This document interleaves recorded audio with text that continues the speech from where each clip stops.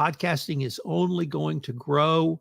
It will allow you to create social media sharing materials that you can use to advertise in ways that are new, but probably in ways we haven't thought of yet.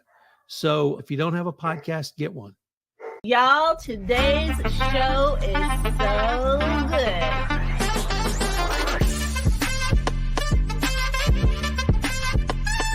But number one, I've never seen an intro like that.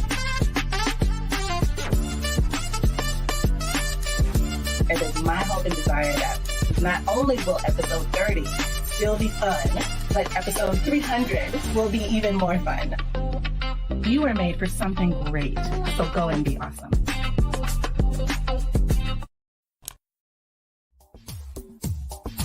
Ten seconds remaining.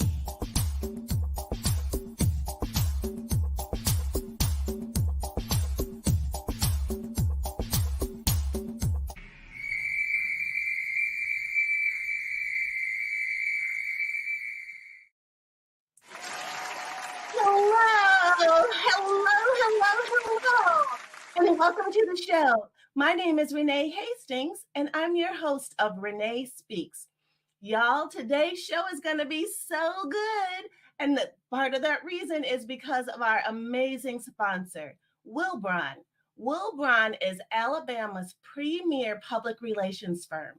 So if y'all have any PR needs, be sure to hit them up at www.wilbron.com.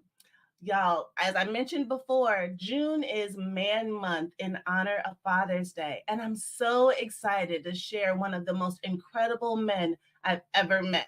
His name is Tom Fox, and he is the voice of compliance. Having founded the only podcast network in compliance, it's the award-winning Compliance Podcast Network. It currently has 60 podcasts. Tom has won multiple awards for podcast hosting and producing and was honored with a Webby for his series Looking Back on 9/11. He is an executive leader at the C-Suite Network, the world's most trusted network of C-Suite leaders, and he is also the co-founder of the Texas Hill Country Podcast Network. Y'all, put your hands together for Tom. Always great to talk to another Southerner. That's right. That's right. So good to have you on the show, Tom. Thank you so much for joining us today. It's my pleasure, Renee. Thanks for asking. Yes, absolutely. 100%. I remember when we met at PodFest, and several of the speakers or listeners and audience members have heard a lot about PodFest because I was so blown away by the absolute professionalism, family environment. It was my first PodFest this past January. And I believe that's where you and I met. And it was just so fantastic. I mean, what did you think of PodFest? You've probably been to several. I have been. You're absolutely right. We have to start off with PodFest is a family. And once you attend once, you're part of that family. And you're part of that family. I'm part of that family.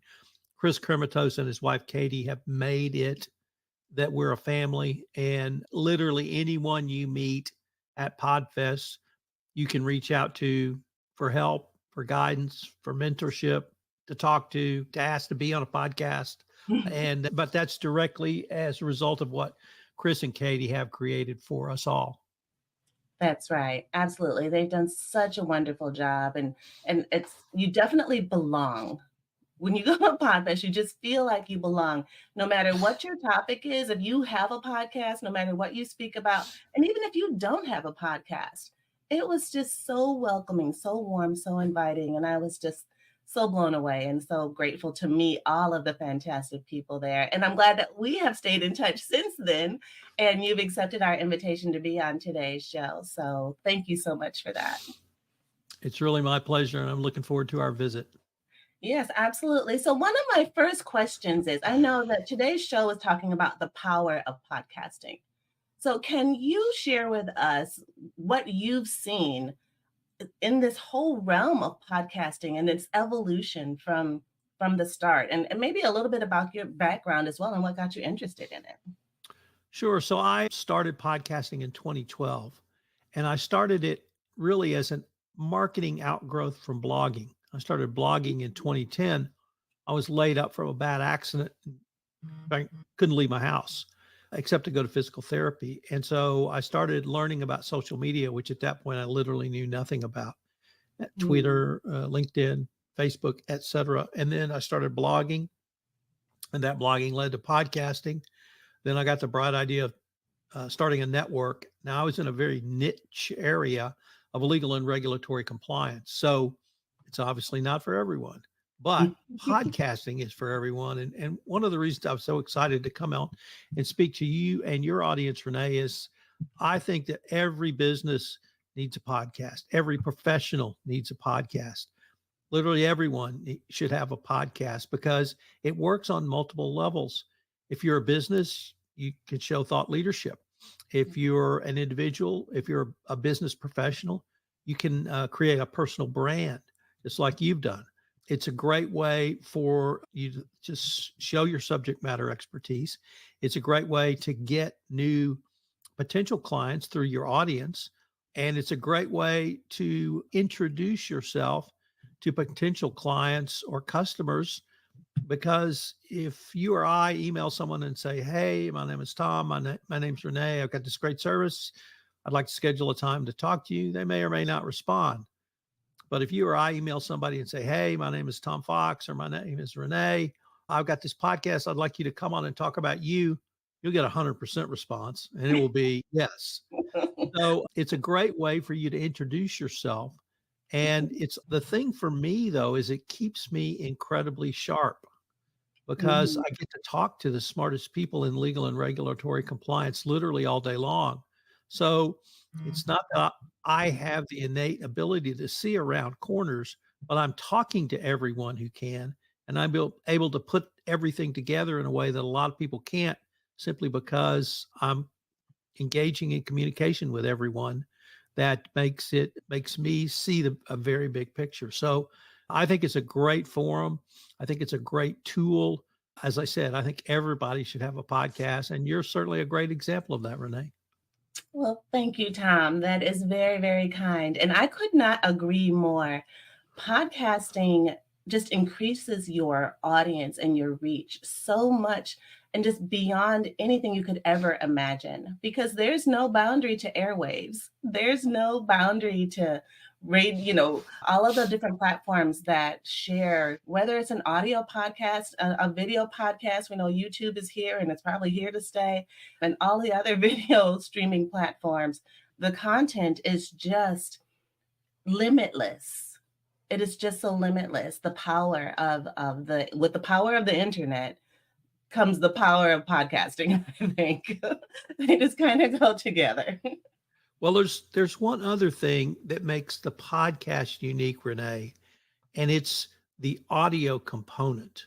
I Mm. used to tell people I'm inside your head, and sort of not in a science fiction way, but people are listening to me. And I don't know what your experience has been, but so many times I'll be at somewhere, a conference or something, and someone will say, "I recognize your voice," because I've been doing podcasting. But if you're say you're a business selling to consumers, so B2C as opposed to B2B, Right. having that audio experience actually brings a level of trust that even video marketing doesn't have.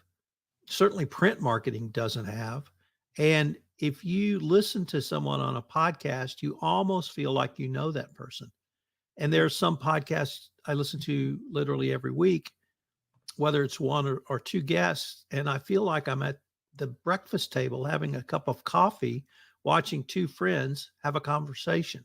And when you can get to that level of intimacy, uh, it brings a level of trust. And I've even discovered there's actual science behind that, which I can't quote to you right now, but that's the audio part of podcasting gives you a way to create a relationship with your audience that video or print don't.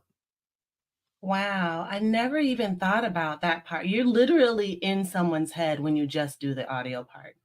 Right. Literally, because they've got their earbuds in their ears and you're influencing and impacting and framing how they see things, or shaping the way they might feel about something, or giving them a different perspective that they may not have otherwise been able to get were it not for you and the podcast that you have decided to share with the world. So what a great point and an absolutely incredible perspective on the power of podcasting. It truly does influence lives. It does. It does. And I'll give you an example of that. About 2017, I was at a conference and two women came up to me and said, "We think you need more diversity in your podcast network." And I said, "You're right. Why don't you guys start a podcast?" And they said, "Oh, that's not what we meant." I said, "Well, that's what I mean. Your idea, you do it." Right. And so they started a podcast and it was called Great Women in Compliance. And they started a LinkedIn page so their audience would have a place to communicate on LinkedIn. It was a business to business podcast. And it became so popular that right before the pandemic, a compliance conference had a panel, which was called Great Women in Compliance, but it was focused on women compliance professionals. When we came back after the pandemic, that panel was so packed that they decided to do a lunch around it. And it was literally Great Women in Compliance lunch. Well, that lunch was so popular that this company ended up doing an entire conference. There they are, Great Women in Compliance. And so this is the second year there's literally been a Women in Compliance conference because those two women had the idea that my network needed more diversity and they ran with it. The two founders were Ellen Hunt, one of whom you see here, and then another woman, excuse me, not Ellen Hunt, Lisa Fine, and another woman named Mary Shirley. Mary has gone on to other projects, but when you say a podcast can change the world, those two women changed the world literally. And obviously they didn't think about that when they started, but they did. And that's really the power of podcasting because they were able to create a group of women in that business that had stories to tell and they could support each other through the LinkedIn page. So it really is an untapped resource. You are so right. Well, podcasting is so incredibly powerful. And they have changed the world because now all of those women in that field now have a place, they have a home. They have friends that they probably never would have ever met had it not been for those two women who came up with this idea and presented it to you.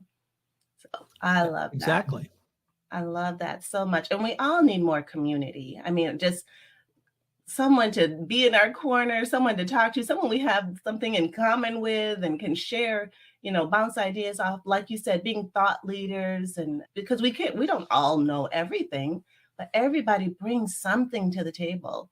But we need to give them a table to bring it to. You're right. You got to have a seat at the table. That's right. I love that. So, what key factors, Tom, do you think contribute to the power and the impact of podcast networks? Well, with podcast networks, you are putting together a group of podcasts around one subject. So I have two. We've talked about the Compliance Podcast Network, and that is legal and regulatory compliance. And I know that sounds like a very niche topic, and perhaps it is, but you can slice it and dice it any way you want. We have Great Women in Compliance. We have roundtable podcasts on compliance. I have daily compliance news. I have compliance tips of the day. I have nuts and bolts compliance. I have commentary on compliance. I have data privacy compliance. I have a wide variety, innovation in compliance. I have corruption in compliance. So the great thing about podcasting, Renee, is you're only limited by your imagination. And I got a vivid imagination. So Star Wars in compliance, Star Trek in compliance, Marvel Cinematic Universe in compliance, Franz Kafka in compliance, Winnie the Pooh in compliance. I got, a lot of ideas and they generally become podcasts. Wow. Now, were you being literal when you were talking about the Marvels and Winnie the Pooh in compliance? Literally? Those were all series I've done. Okay, so Tom, you have to tell me, how can you be out of compliance with Winnie the Pooh? No. Winnie the Pooh informs your compliance. Each one of those characters is a part of a compliance program. So Winnie the Pooh is obviously the chief compliance officer, and Piglet's obviously the internal auditor, and Tigger is obviously the salesperson, and Eeyore is obviously the grumpy lawyer, um, and Christopher Robin is the CEO. So there you go, Oh, I five love characters from Winnie the Pooh, and so what? There it is, right there under greetings and felicity. The series of Winnie the Pooh explains compliance. Oh, This summer and every summer, I run a series called Trekking Through Compliance, and Trekking Through Compliance looks at Star Trek, the original series, all 79 episodes, and I go through every one, and we mine it for the story for compliance lessons.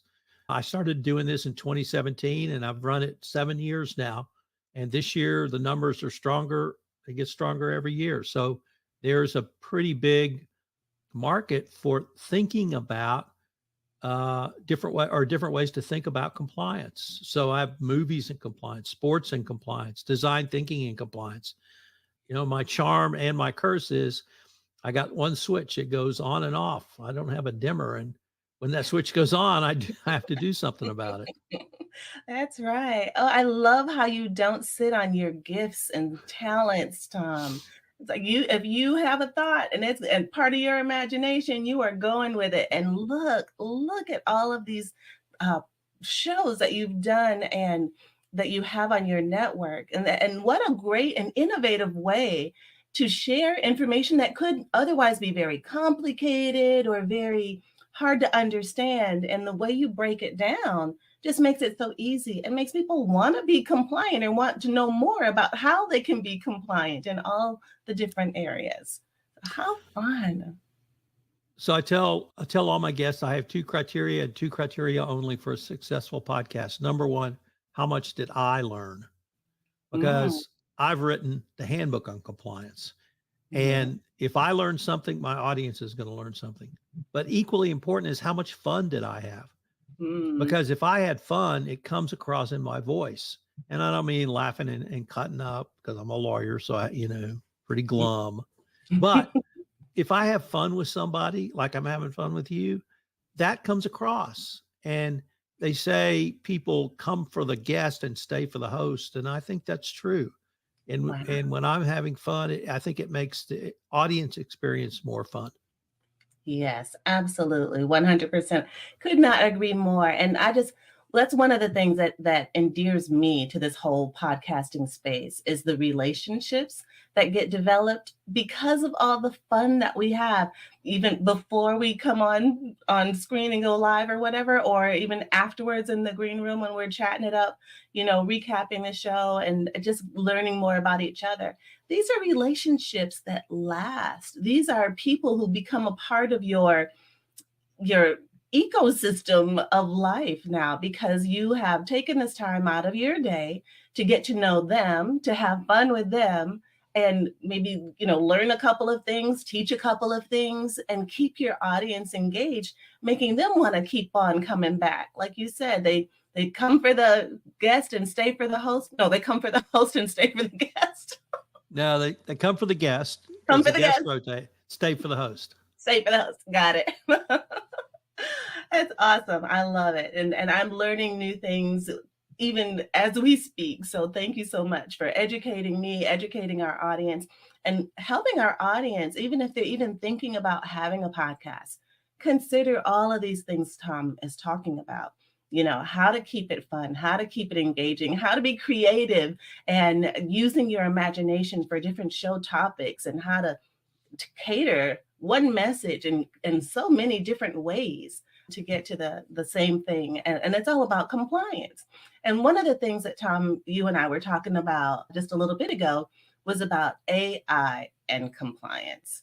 So we all know Chat GPT, Claude, all of the others, they're all here.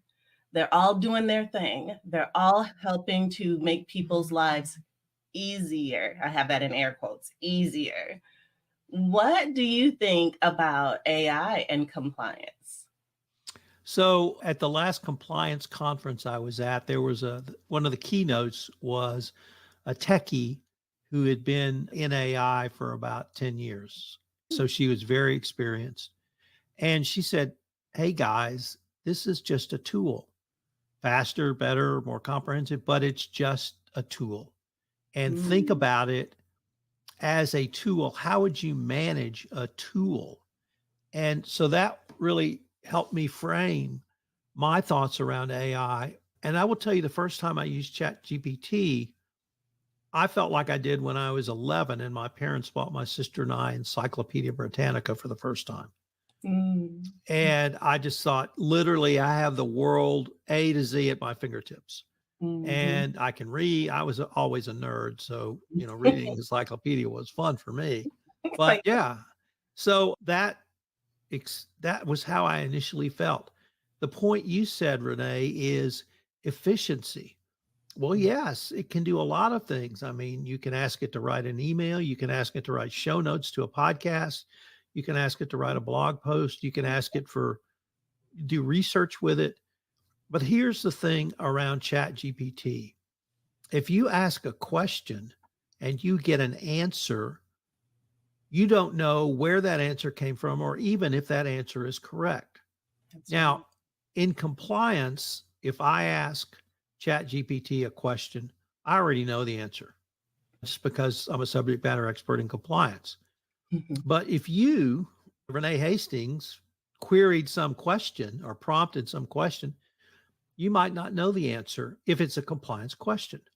So I think probably everyone's heard of the lawyers who had Chat GPT write some court filings and they submitted them. Well, Chat GPT just made up some court cases and the lawyers got caught and they got fined and everybody laughed. Oh, stupid lawyers. Ha ha ha. But actually, there's a pretty good point there, which is if Chat GPT gives you something, you have to check it. That's right. And if you're going to have to check it anyway, you might as well do the research if you don't know the answer. Right. Let me give you this example. This happened to me last week. So I was looking up an old court case that I was very familiar with. So once again, I knew the answer. And there were two defendants in the case. One of the defendants was married to Linda Carter, who was the original Wonder Woman. I This, remember. I know okay, her. everybody knows Wonder Woman. Okay, so that tells you how long ago this case happened. But when I was trying to get some of the facts of the case so I could do a podcast on it, and it said the defendant, whose name was Robert Altman, was the son-in-law of the other defendant. Well, the other defendant was named Clark Clifford, and I thought, Linda Carter's not Clark Clifford's daughter. I would have known that. So I put in a query, who was Robert Altman married to? And it came back, Nancy Clifford. And I thought, that's not right, unless maybe it was his first wife or something. So then I put, what is the relationship between Linda Carter and Nancy Clifford? And here's the answer I got. We are sorry. We made a mistake. Robert Altman was married to Linda Carter. So first of all, I didn't know Chat GPT could apologize. That was kind of cool. But second of all, I knew they were wrong. And, Mhm. I kept asking, what I was trying to figure out was how did they give me the wrong answer? And they didn't ever tell me that. Mhm. But that's sort of the problem. Whatever you get from Chat GPT is a first draft. Say you Mm. want to send out an email and tell someone about your podcast and invite them to come on. Can you ask Chat GPT to do that? You bet. And you can get potentially a very good email, but it's just a first draft. Whatever you get, it's just a first draft. I'm teaching a law school class this summer, and I told the students, if you want to use Chat GPT to answer the exam question, that's fine with me. Number one, I want you to learn how to use it. And number two, it's not going away. Wow. So, but here's the problem. If they give you a wrong answer and you submit that to me, I'm going to know it. Mhm. And so you're going to have to go research the answer. And so it's a tool. It's like any other tool. But the problems right now are that you don't know the source of the information. And then number two, you don't know if the information's right. That's And right. until they can figure that out, you have to. So in the compliance world, that means I would put it in compliance speak. You have a tool. That tool has risks. The risks are you don't know the source of the information, and two, you don't know the quality of the information. Right. How do you manage that risk? You manage it by you, as in you, the person using Chat GPT, double checking that answer and accepting it's a first draft of something, revising it if appropriate. So now you have a risk management strategy. You train your employees on that strategy, then you let them loose with Chat GPT. And if you start getting a bunch of wrong answers, you realize your training wasn't effective and you need to calibrate your training. So risk, assess the risk, put together a risk management strategy, train on that risk management strategy, monitor the results, and improve your risk management compliance program as appropriate. So that's extended compliance speak on how to think about the risk of AI. Wow. Wow. Wow. I just feel like you just need a standing ovation like right now. And I just need to do some bowing and all of that because that was fire. I mean, that was so good. And I just love how you just broke it down and said, look, AI is here. It's here to stay. We need to become friends with it, but don't trust it. Don't trust it 100% on the first go round. Just, it's like you said, it's a first draft. You have to keep digging deeper and deeper. And how cool are you to let your students use ChatGPT? That's pretty awesome. So one of the things though I've kind of heard about, I read this somewhere because you know how you get these random ads that pop up in your feeds and things like that. And there was a company who was looking to hire people to create content for AI. So they just wanted to hire people to feed the information that AI gets. Have you heard of this? It sounds like they're hiring people to do prompts. Well, or they're hiring people to shape the answer you get from a prompt. Oh, yes. That's called machine learning. And Oh. so that's part of the process of that companies like OpenAI and the other companies trying to develop AI is to, number one, take the bias out, de-bias the answers. And then two is to provide to make sure you don't get these crazy answers like I got when I tried to use it. So I think that's just basic engineering work. Okay, well, it was all new to me. And I just thought, wow, they're like hiring people to help make the answers that they want to have come out of ChatGPT. I just thought, okay, so maybe I've been living under a rock and I just didn't know that this was a thing. You've lived in the convent too long, Renee. Right? I'm telling you, I need to get out more. So, Tom, just switching gears just a little bit, as we're talking about the power of podcasting, let's go back to the power of podcasting.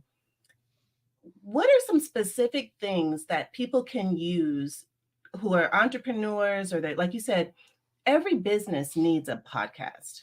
So what can entrepreneurs or business owners do to showcase their expertise and attract clients? So, and that's a great question because it really gets to the second part of the power of podcasting I want to talk about, which is the creation of social media marketing content. So every podcast I host, I give the guest 4 social media sharing assets, 4 videograms, 3 at 60 seconds or less for Twitter, Facebook, Reels, and YouTube Shorts, and 1 at 2 minutes or less for LinkedIn. So they can post on social media and drive traffic to their website or wherever they want. 2, if they have a newsletter, and everybody needs a newsletter, you can put that video clip in the newsletter and link it to, of course, the full podcast. And 3, certainly with the minute or less clips and even shorter 30-second clips, you can actually put that in an email marketing campaign. It's like, hey, I had Tom on my podcast today, and he said, this is how you should think about compliance and AI. And, you would cut out a clip and send it and Mhm. drive traffic to your site. So it's the creation of the social media marketing assets and marketing collateral that is equally powerful for the individual or small business or entrepreneur. That's all basically free. Once you've recorded the podcast, you can slice and dice it any way you want. So I hammer social media, and the numbers I have in social media, I get about 2.5 million downloads across my entire network annually. Well, I Wow. have 7.5 million instances of engagements, listens, impressions, everything Twitter, LinkedIn, Facebook, Instagram, and all those other social media platforms I'm on say people are listening to my clips. So it can be a hugely powerful way for you as an individual entrepreneur or a small business owner to reach a market that you don't have access to at an incredibly low cost. That's right. Wow. Wow. Yeah, because there really isn't, if you're building your audience, there might be some initial investment to try to just get people familiar with your name and who you are in terms of maybe ads or something like that. But then once you get out there and you develop a following, then it's like it just catches fire. It's like lighting pouring gasoline on it. Well, let's just shout out here to StreamYard Yeah. because you're using StreamYard to record this episode. You're going Yeah. to get a video and an audio feed. If you don't get an audio feed, you can create an audio feed quite easily with a free tool called Audio Converter. And then you, Renee, and your team can slice and dice it any way you want. And you can do the same for me. And those tools are part of your recording software. It really doesn't matter what a recording platform I use. Riverside, it provides the same services. So you're going to get things that you can use. But it's kind of like going to the gym, once you join, you got to go. Yes. And if with StreamYard, with Riverside, or whatever service, you have to use the tools that are available to you. So, but I think the social media engagement you can get both with the podcast, but also with the clips you create can be as powerful as the podcast itself. But it's just extra, and it's Right. extra marketing, and it's extra way for you to tell your story, and people love it. Yes, yes, gobble it up. They just gobble it, gobble it, gobble it up, especially when you've got stimulating content that you're sharing and it just kind of piques an interest. And if you have some sort of eye-catching, headline or thumbnail image or whatever that looks like, it doesn't take much. Like you said, it's a very low cost to, get people started engaging with you.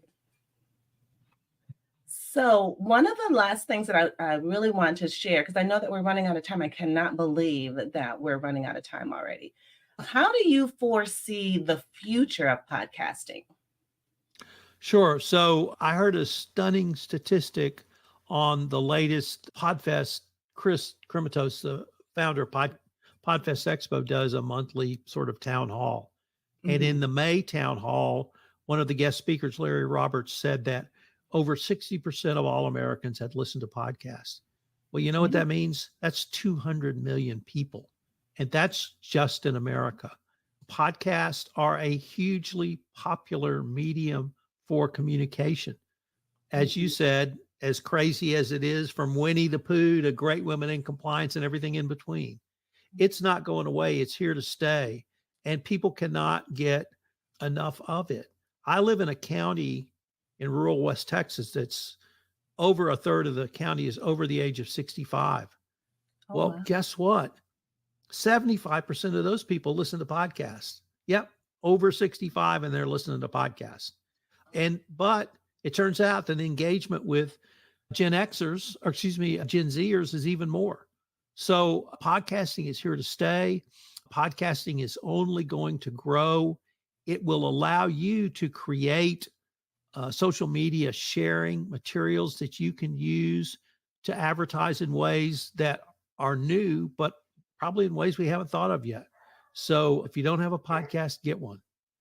Right, absolutely. And call executive help now if you need someone to produce it. So that is so fantastic, Tom, because I guess with older people, and maybe I don't want to be stereotypical here. So if I'm saying something that's not correct, then please correct me. But it seems like what I understand that you just said is that the older generation likes to listen and will be a part of your listenership audience growth, but the actual engagement of banter back and forth typically happens with the Gen Xers and Gen Z, Yers and Zers, right? Yeah, Gen Zers and millennials, because they've had cell phones all their life and they wouldn't think twice about commenting on something or sending you a DM or a text. Mm-hmm, But mm-hmm. back to the power of how this works. In my county, as I said, a lot over 30% are over 65. Facebook is huge in my county. Why? Because older people look at Facebook now. And so we have a rural podcast network, and Facebook is our biggest platform. And that's just crazy now because everybody thinks, oh, Facebook, is so old school. Well, Mm-hmm. guess what? Those old school students are listening or looking at Facebook, and they're picking up these clips, and then they're clicking through to the full podcast. So for somebody who wants to advertise to that market, it's exactly their target market. That's right. That's right. 100%. And even further to that, I just heard recently that, and probably again, because I've been living under a rock, that AARP is one of the largest organizations that caters, well, I know it has always catered to the older adults, but their influence and their impact is becoming much more relevant now, I think, is kind of how I wanted to say that. Does that sound, does It that make it's sense? because they're more engaged. Mhm. My parents' generation, they grew up in the Depression and World War II. They didn't really engage like you and I do. And Right. you and I, or I wouldn't think twice. I look at Facebook multiple times a day. I'm one of Oh, those over 65s digging on Facebook. Now, a lot of it I don't engage with, but the things that interest me, you bet. yeah. So people are looking for that connection. They're looking for that community. They're looking for that information. And podcasting gives you, the solo entrepreneur, the single business person, the ability to connect with, I have a worldwide audience. Yeah. Yeah. That's awesome. I love that. And you said that you started doing podcasting as a result of an accident that you had back in 2011. Was that right? Well, the accident happened in '09, was laid up for about a year. That's when I started blogging, Mm-hmm. and the blogging led to podcasting in 2012. Right. So that's just 12 years of you doing what you're doing every single day, giving people something to read about, something to sink their teeth into, something to a subject to think differently about. Just consistency over time. And now look at you. I mean, with this worldwide audience. It's it's so you're an inspiration. I'll just put it like that. Well, You're thank an you. inspiration, Tom. So, Tom, I really want our audience to be able to keep in touch with you and follow you and support you and continue to help your audiences continue to grow even larger. So, how can we reach you? Sure. So if you're interested in compliance, I'm at the Compliance Podcast Network, which is www.compliancepodcastnetwork.net. If you're interested in a rural podcast network, that is called the Texas Hill Country Podcast Network, available at www.texashillcountrypodcastnetwork.com. I'm on LinkedIn, Thomas R. Fox. Please connect with me if you want to reach out for any reason. You can email me at tfox@tfoxlaw.com. Love that. Love that. And we're putting it up on the screen too. So those that are watching can see how to reach you as well. You have some amazing websites, YouTube channel at Compliance Podcast Network. definitely check out Tom. You guys, this has been truly, truly, truly phenomenal. Your Facebook at Compliance Podcast Network, nexus.com/Fox. Also, yeah, we'll definitely want to hit you up there. Get all your books, follow you on social media. I love, love, love. All the listeners will get a 20% discount on Tom's book on LexisNexis. So definitely support Tom for sure. He is the subject matter expert on every single thing compliance and podcasting. So please follow, like, share, subscribe, do all the things. Because we definitely want to stay in touch with you, Tom. And I do hope that this is the beginning of something absolutely fantastic for the two of us. Well, thanks so much, Renee. And I look forward to continuing this conversation. Love it. So, Tom, you were made for something great. So go and be awesome. Thank you.